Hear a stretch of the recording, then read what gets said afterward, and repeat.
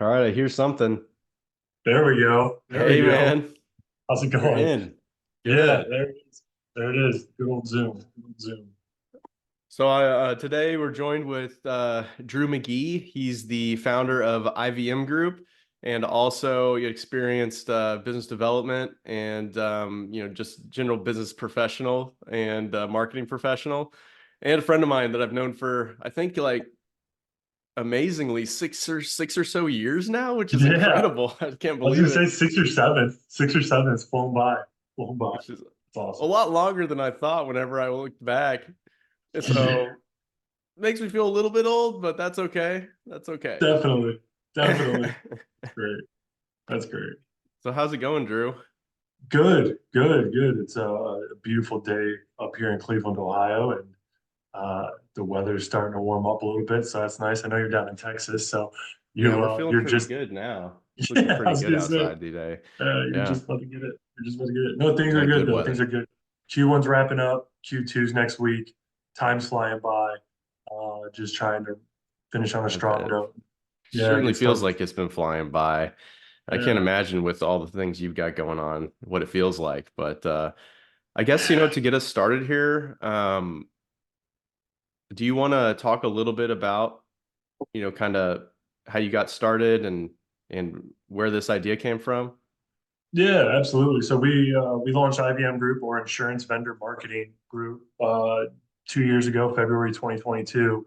Um, Mainly because we have previously had experience, you as well, right? Working in the insurance space and identifying, these third party vendors that are trying to do work in the insurance space, need help with their outbound marketing, tracking their inbound marketing, and also, helping them manage and or implement a CRM platform to help them most efficiently track their sales pipelines, leads, conversions, all of the above. Okay. And I mean, it seems like it's pretty like it's pretty niche. Like, I mean, you're not serving everybody with this, right? You're going after insurance vendors. Like, what gave Yeah, you the confidence to like jump in and start something new with with like a narrow audience like this? yeah, that's such a great question. So we are extremely niche focused. So we're only working with companies targeting, insurance carriers, third party administrators, or self-insured employers. And the dynamic in this niche space of the customer buying process at multiple different levels is very unique. So us having an understanding of that and then utilizing that understanding to better connect with our partners and also be more efficient and effective, provide better outcomes with our knowledge of the space has just been our greatest strength. So it was, going back to the first question, right? Seeing the need within the space, but then having the knowledge of the space and how we can quickly implement our team and make an impact from day one, kind of generated that confidence a little bit. But then also, working with several companies in the space before we launched IVM, really helped us get started from day one. Yeah, I mean, it kind of makes sense. I remember back in the day when we worked together, it was an obvious gap that was, I mean, there wasn't love for the CRM and like doing the kind of email marketing and nurturing work. Um, so if that's something that was kind of common in the space, I feel you. Like I think that makes total sense. And then, obviously your background, investigations, insurance, vendors, and you had to all like some connections to start with. Did that like play into it, or like were you able to like make some things happen right away when you got it going? Yeah, yeah, and and everybody will say it, right? Like the space that we operate in is a very relationship driven space. So being in the space for years prior and building the relationships that I did really played a strong factor, and it still continues to this day. 2 years into it, the word of mouth referrals we get from friends, I consider them friends that I had met in the industry, 4+ years ago, are incredibly valuable. So absolutely, being in the space prior to IVM and really establishing a strong network within the vendor space has been invaluable. And do you guys do you go to like the same shows and like try to see the same people like you did back in the day? Yeah, yeah, absolutely. So like everybody we're trying to work with, right, is a vendor in the insurance space. So they're exhibiting at some of these larger shows. So just last week, right, we were at PLRB in Boston, which is a large property conference, property insurance conference, and then went right from Boston to New Orleans for the Loyola DBA conference, which is more litigation heavy, but still a great audience for us. So yeah, still traveling to a lot of the same conferences I did previously, which again, though, is just another added value, knowing which conferences will be most valuable for us, and then passing that value along to our clients, helping them generate their conference schedule for the following Mm, year, yeah. while also leveraging our data that we've been collecting for them to see which shows have provided the strongest ROI and which shows they should be spending money on in the next 12 months.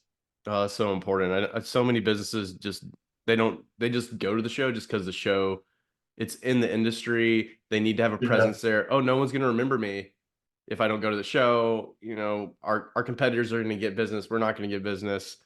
But yeah, I mean, like tracking and actually doing reporting on that is super important. I mean, people like businesses spend a lot of money on those kind of things, and like it takes time and work to get there and get all your people there. And so, I mean, that's really important. And, I mean, and it's you like, go ahead. I was just gonna say, you mentioned, right, when we worked together, one of the things that we mainly you, right, was implementing HubSpot as CRM to help track a lot of this data.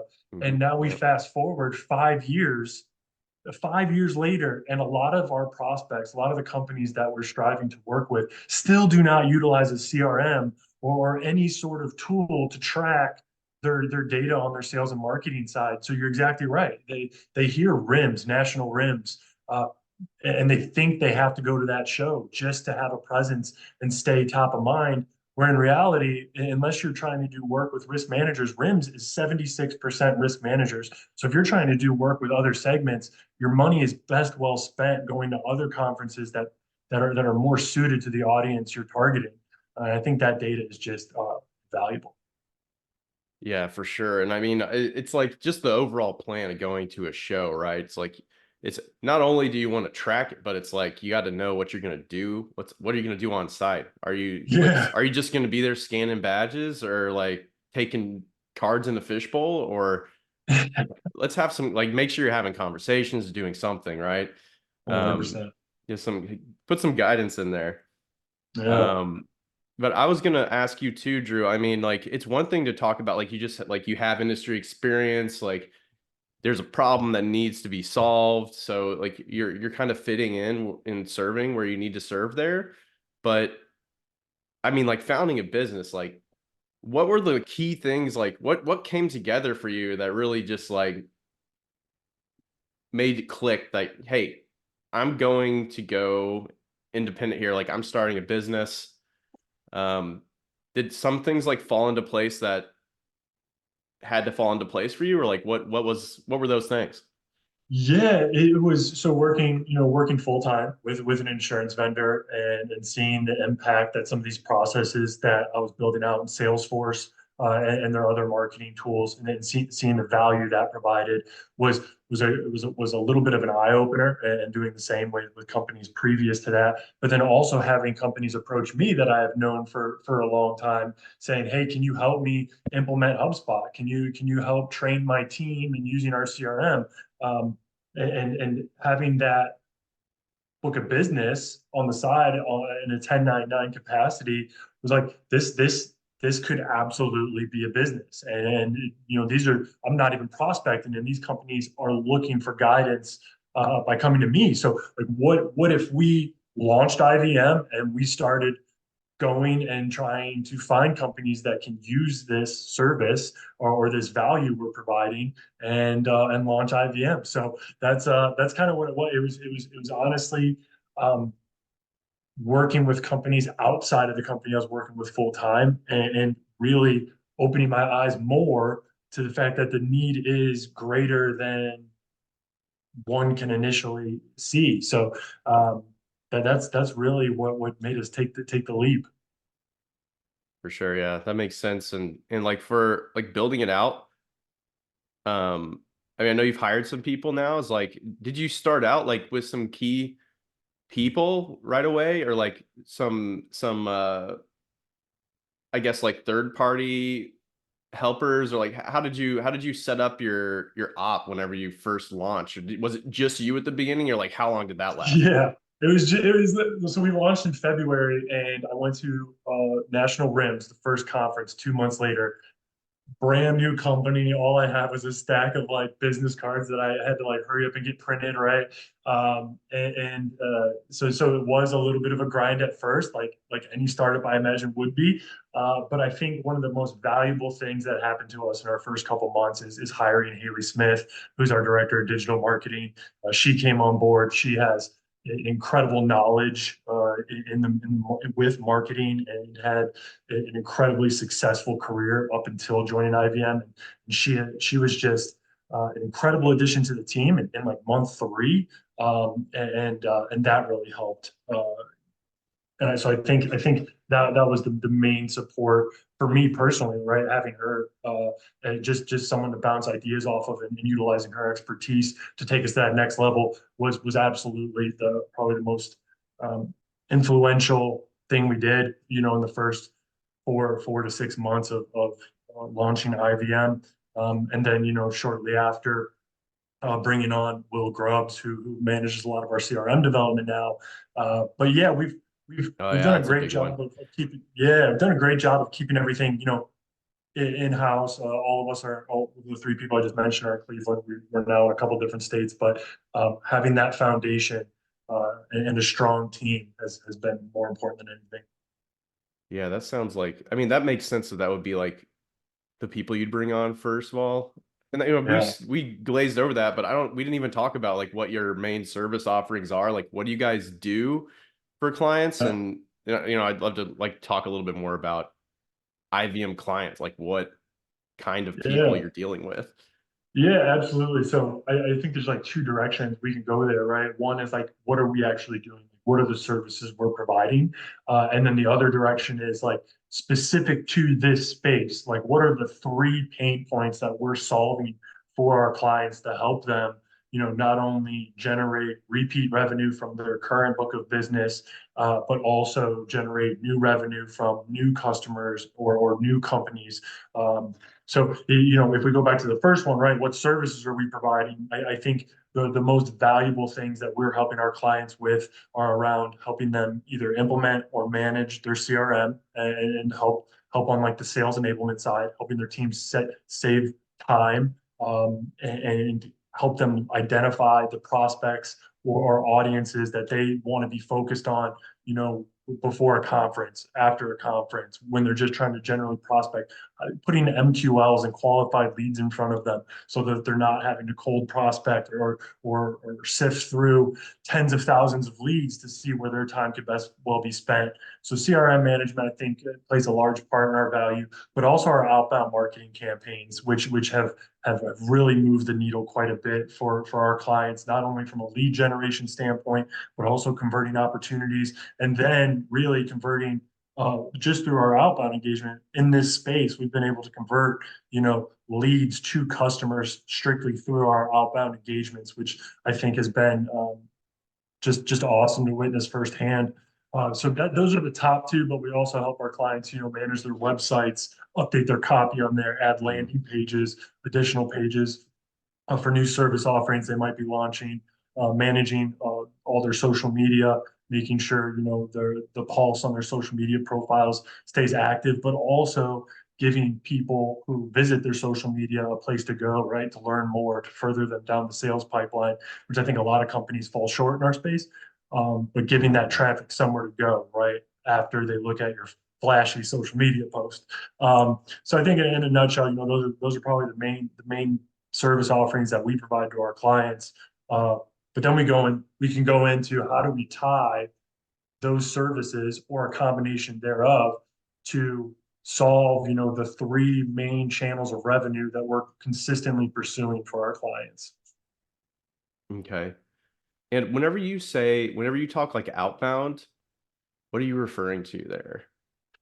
Email campaigns, right? So there's a couple different nuances in our space that open the door for some very efficient campaigns that we can run to generate some revenue. As you know, right, CE continuing education courses or webinars are a huge lead driver in our space because there's a need for people who can refer business to attend these CE webinars. So helping our clients promote, host, create these CE presentations, and then get them in front of their customers who may have not referred business to them. They might be churned customers, and or it's such a, again, unique to this space where an adjuster will pass along the webinar information to other potential requesters at the TPA they work with. So that's been one. But then just getting in front of, staying in front of customers for some of our clients, where the competition is very saturated in our space, right? So how do our clients stay top of mind with their customers? And so that's been another really positive and effective outbound engagement that we managed to. Okay. I mean, like you're talking to a few different kinds of um, like profiles for clients, right? So like whenever you're you say it's saturated, and I agree, you know, for, like at least with we used to work like investigations and like some of Yeah, definitely some saturation going on. It's very there's sure. a lot of people, a lot of options, um, and different types of options. So I for agree. you, who do you like? What kind of profile are you typically working with? Like, are like when you say like an insurance vendor, which vendor, like what vendor types are most interested in doing this kind of work? Yeah, absolutely. So we've definitely honed in on like what our ideal client profile looks like, and I think our sweet spot is working with like the small to medium sized businesses in that vendor space. And let me and I can explain why, right? Like there's this reoccurring revolving door that happens in this space where companies are acquiring other companies, and those companies are large, right? They're Right. doing 100 million plus in revenue, and those companies continuously acquire the smaller companies that provide that same service offering or a different service offering, and they have the marketing teams, they have the budget. The one thing though that we consistently see though is that those companies get so big and their service offering tends to diminish, or the value of their service offering tends to diminish, and that opens the door for smaller regional and or national vendors to compete for their business. Those smaller or regional or national vendors, right? They do not have the capacity, they don't have the means to manage a marketing department, or manage any sort of campaigns to get in front of that potential business, whether that be around the conferences like we spoke about, or manning or running a webinar so that they can spend an hour with these prospects and explain to them the value propositions that make them a better choice than these national companies. So that's like our sweet spot, right? Like helping the regional and national companies compete with these larger companies in their same space. So Mm. at a high level, I think would be how we target like our best prospects. Yeah, I think that makes a lot of sense. The size and like how that plays in, and you know where they're going to need that help for to compete, right? And I think that that 100% makes sense. Um, and the people that you're actually dealing with these clients, with these businesses, like who do you usually find yourself talking to? Like who reaches out to you guys? So usually I would say about 80% it's the owner of the company, right? Who wants to Okay. implement some sort of outbound marketing and sales enablement with the CRM and things like that. But also, I'd say the other 20% is like the head of sales, or where it's a one man team, or a smaller sales team that just needs some support. We talk about conferences. Some of these teams we're working with literally are going to conferences week after week for months straight. So when you look at how would that person have the capacity to run any sort of pre-conference outreach to these attendees that are going to the conference to try to get in front of them, while also following up with the conference they had last week at the same time of attending the conference they're currently at? it's tough. So providing teams with that kind of structure too, with our support, has been phenomenal, to where we're getting meetings scheduled at conferences for them, to where they're showing up, they're on their calendar. They just have to look good and you know, and get in front of these prospects or opportunities that we've scheduled for them, and keeping them on track to get the most out of those conferences rather than just churning and burning, right? Yeah, for sure. I mean, do you guys like are you going to the conferences with them? Do you send somebody? No, no. So we only go to a couple national conferences, but they're the ones sending their teams to the conferences. And it's interesting seeing the trend though of how many of our clients are exhibiting versus just attending now. And I think that's a pretty strong trend in our Is it space. up? And It's up, right? Is it up, right? Or it's down? Is it since down? yeah, since like the break, right, our in-person break around, COVID, it was clearly down during that time. But since then, Right. it's gone up a little bit, but still people are moving away from the booth spend, Yeah. especially if they're able to run a strong campaign pre-conference and get, the same amount of meetings, if not more meetings scheduled, without that booth presence. Yeah, I think a lot of different businesses and they're wising up for like the events, you know. Yeah, Um, it's everything's tracked more now. There's a lot more businesses that do have CRMs in place and they are tracking like what is actually coming out of events, what their ROI is whenever they go on and pay for a presence or try to like put a big fancy booth in place somewhere and they really want to get the most out of it. So I think businesses are getting smarter about that and trying not to double down on conferences that aren't doing anything really for them that they can anything they can tell is happening. That's good. agree. They're not just going Absolutely. to go now. Um, but Absolutely. obviously we're seeing a lot more conference activity going on since COVID's cooled off. There's a whole lot more on-site business happening, and then people just traveling more. And because I'm working in study abroad now, so there's way more. Like, people are definitely wanting to get out of the house now a lot more than they used Yeah. to. I agree. I agree. I think, one big transition in our space, pre-COVID, it was a lot of these requesters or potential customers were in the office and they were working side by side. And a lot of companies, like, that was their marketing strategy. Like, that is all they did. Like, office visits, dropping Right. off donuts, sandwiches, and with a stack of business cards. And then COVID, since then, those offices have shut down and those adjusters are not back in the office. Like, those requesters are not back in the office. They're still working from home and they're spread out. So it's not realistic to be able to engage with as many of those adjusters in person as it was previously. So it really has Mm. transitioned into more of a digital, marketing landscape, rather than, hey, here's a box of donuts. I can walk out of there with 7 referrals. I'm having a great day, right? So we've really been able to bridge that gap as well, which is it's been awesome. Oh man, I bet they've got some big projects going on with those insurance vendors to try to bridge that gap right now.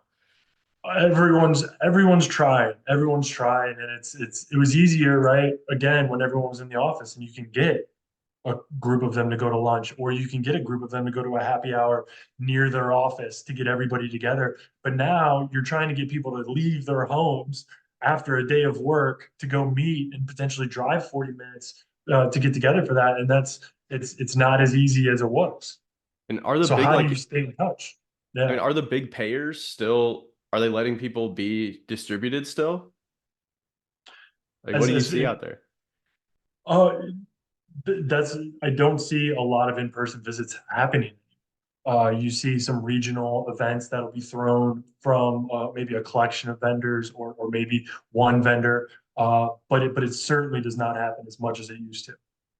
Okay, so they've kind like a lot of them have kind of gotten used to the remote Yeah, distributed. Everybody's yeah, kind of all over the place and calling in on Zoom like we're doing right now. exact 100%. And it's previously, right. In some states, adjusters had to be located in that state to handle claims in that state. And since COVID, like, some states have done away with that, to where Oh now wow. adjusters are working remote in other states. So staying top of mind is super important. So how do you stay top of mind when you can't, you can't just go to the office and see them? And that's why, our knowledge of that dynamic and knowing how to target, those potential requesters has been so effective and again valuable, where we're able to generate new revenue strictly through our outbound email engagements. And are you guys using the same tools to get to new clients for IVM Group, or like what's worked for you guys for like your marketing?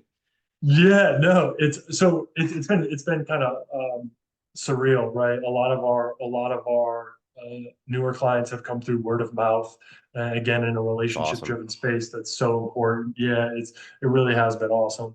But we do attend a handful of conferences, and that's been our biggest lead driver. All these companies are in the hall. They're at the table. So I literally, walking up and down the aisles to meet new people, meet new companies that could potentially use us has been incredibly effective, while also being able to see all of our current clients at some of these events. So it's kind of twofold on a client retention and business development standpoint. But outside of that, I we do some mean, outbound. you're the guy to go to send to the events. I mean, if you guys don't know Drew, but Drew is like stellar when it comes to like Uh,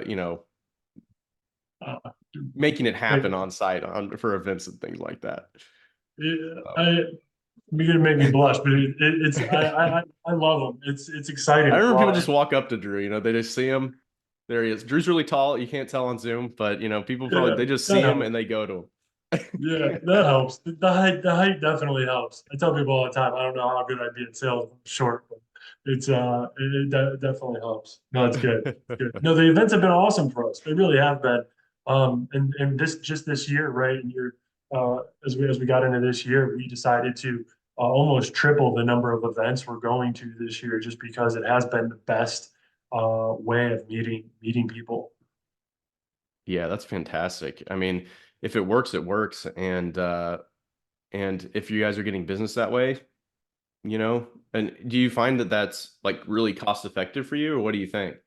Yeah, oh, absolutely. There hasn't been a conference we've went to that hasn't produced an incredible high ROI Wow, that's return. amazing. Yeah, everyone, and that's why it was like a no-brainer at the beginning of this year. Like if the conferences are doing it for us, then let's go to more. So that's kind of our Definitely. train of thought, which I love but that. you're a I great don't hear solution. that. I don't like hear that often, So that's amazing that you guys are making it happen on conferences like that. Yeah, It's so cool. yeah. Um, all right. So I mean, for you guys, like when it comes to your clients, you said you got a great retention rate. I mean, what kind of things are they saying about you guys? What do you do best? Why are you getting that word of mouth? Yeah, I one, and I think most importantly for any business, right? We're providing a return, right? We're able to show in black and white the revenue we're generating versus our cost, and so that's going to help regardless of a relationship. But second, I think our relationships with our clients mean the world to us, and some I truly see it as friends at this point. With our clients that have been with us for over 2.5 years, that uh, literally there, there's not a meeting they have where we're not invited, where they want our input, because we truly are part of their team. And so our relationships, I think, have been great, and on top of us being able to provide, a positive impact on their business.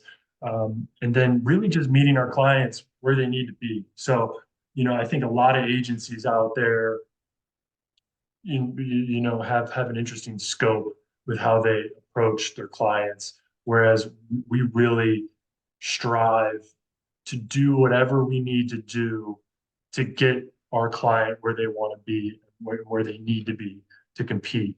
So, if there's messaging on their website that we feel, if it's updated, will help drive more conversions through that website after they're already initially driven there through our email campaigns, that's only going to help us become more effective and more successful and help drive that relationship with that client further. Um, but I think with that those three things have really helped us. generate the retention that we've had. And also, I think, the word of mouth referrals that we've experienced is a great representation of that. So that's what I would attribute that to.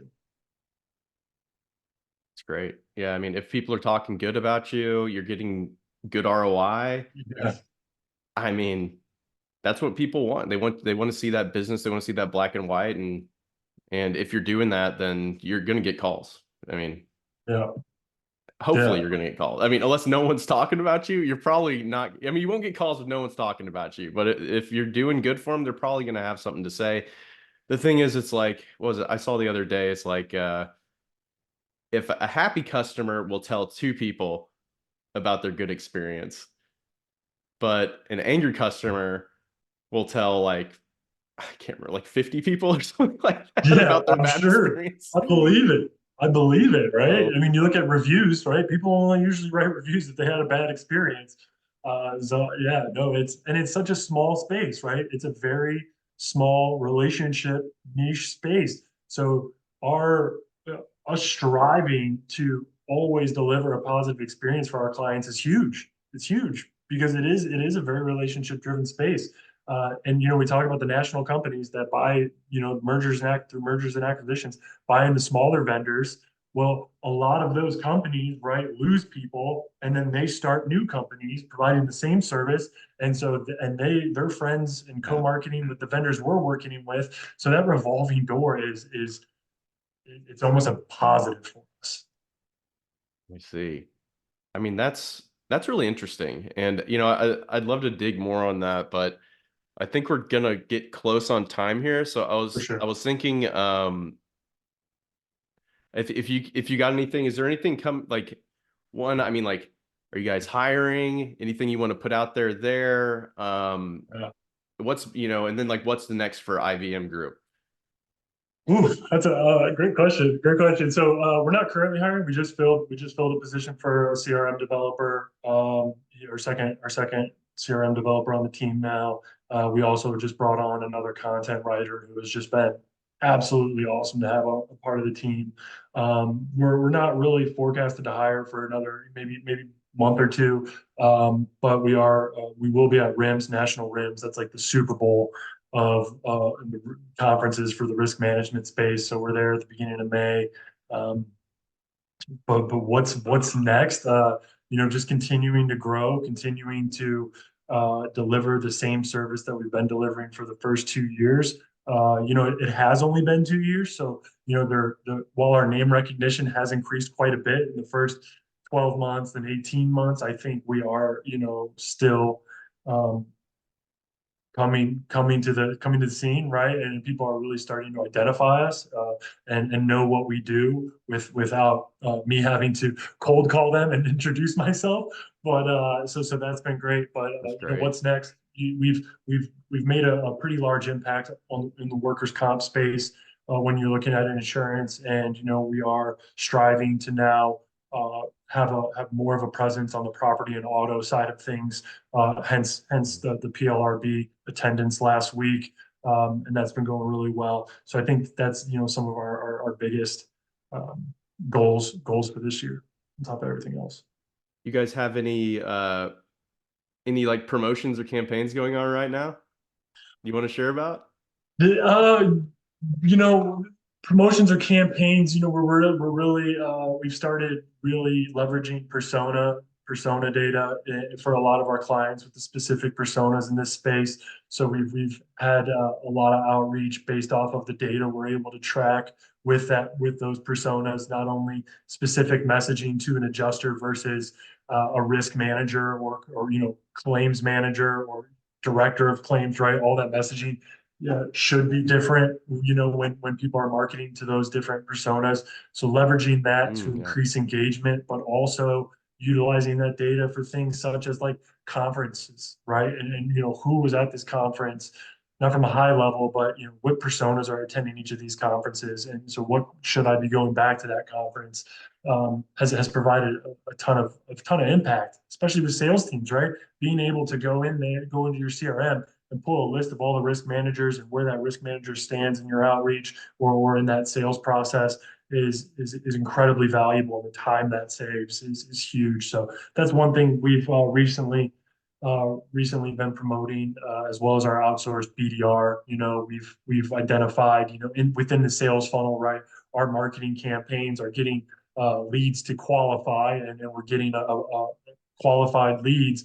But with some of the sales teams we're working with, they just don't have the capacity to be following up with these leads who have converted. So we've recently started providing an outsourced BDR that is reaching out to these MQLs, reaching out to some of these people that are raising their hands to move them further down that sales funnel and get them in front of some of these sales teams to help generate some additional opportunities. All right. Well, thanks so much for your time, Drew, today. Absolutely, Alex. I always a Appreciate it. pleasure talking to you, and Definitely, we got to do definitely. this again sometime. I agree. Um, I agree. yeah, if everyone go out LinkedIn, connect with Drew if you're Thank you. interested. IVM Group, check out their website, and yeah, thanks so much, Drew. Yeah, appreciate it, Alex. I think it's absolutely incredible that we've been able to remain close after being in Texas together. Like you said, it's been 7 years, but it's been awesome. And thank you for the opportunity. It's been great getting on here with you. Thanks for the time. All right, take it easy, Drew. We'll chat again. You too, Alex. Later.